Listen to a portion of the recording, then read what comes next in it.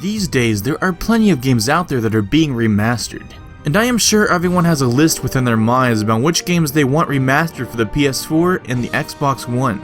And I'm pretty sure at the tippity top of some people's lists are the Batman Arkham games. I'm sure a lot of people have played the newest and last game in the series, only being left to want to play the other games on the newest consoles. Well, this is pretty much the answer to that. Almost. This has the very first two games in the series, which is Arkham Asylum and Arkham City, which both are pretty amazing games and a great addition to anyone's collection.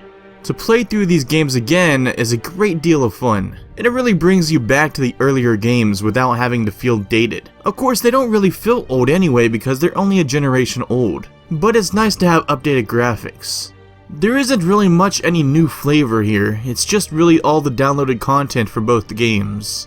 It also lets people that may have not purchased a PS3 or a 360, but have bought the new console to experience these games for the first time. And it shows a contrast between Arkham Asylum and Arkham City, as they both are very different in what they do and what they accomplish.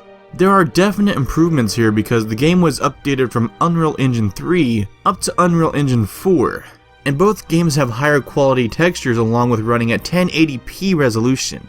However, the game seems to be locked at 30 frames per second, and sometimes it had frame rate drops and inconsistencies. It didn't happen too often, but it certainly happened. I mean, it's not something that's going to be significantly noticeable to most people, and I really wouldn't label it as a huge deal, but for a remastered version of a game that came out many years ago, I don't see why this couldn't be fixed. Maybe a future patch perhaps. Or maybe it was due to the upgrade to Unreal Engine 4. Another issue that I found with the game was the lighting. The lighting that they decided to use has brightened the game significantly, and it makes everything just way too bright. And that's just a really bad design choice to me. I mean, come on. Batman and darkness are pretty much synonymous with each other.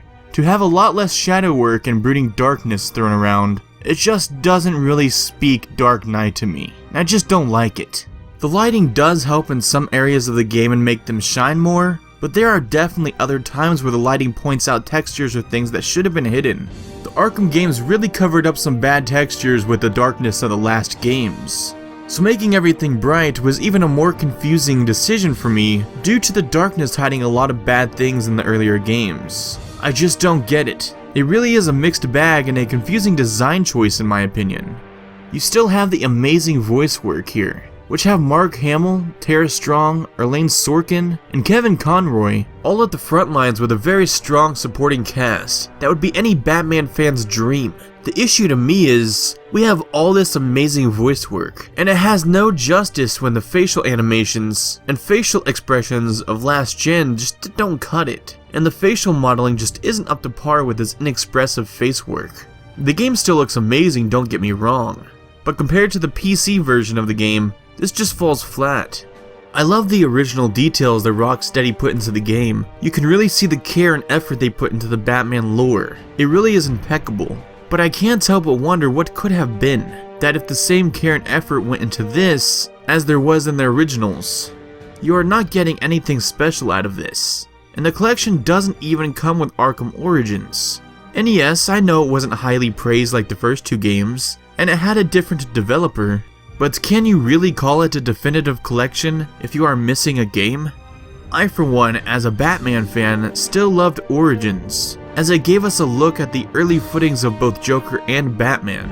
Having all three last-gen games would definitely have sold the game better for me personally. Overall, you're not going to find anything special or amazing here that you haven't already seen.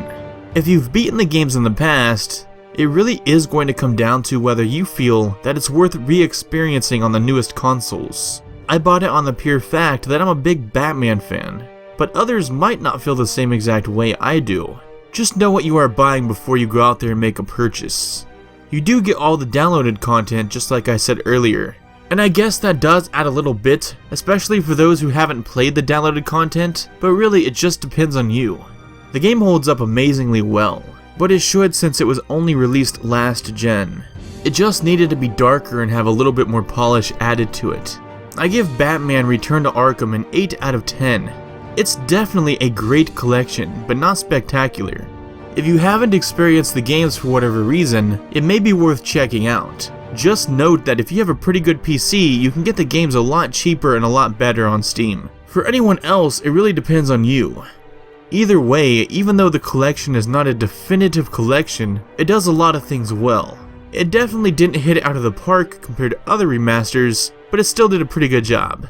And if you enjoyed this video, please hit that like button, and also subscribe if you haven't already did so. Have a good day or night, guys. You're supposed to be dead! Well, there's no way you're getting to Mr. J. We're safe and sound up here. You can just stay down there and burn!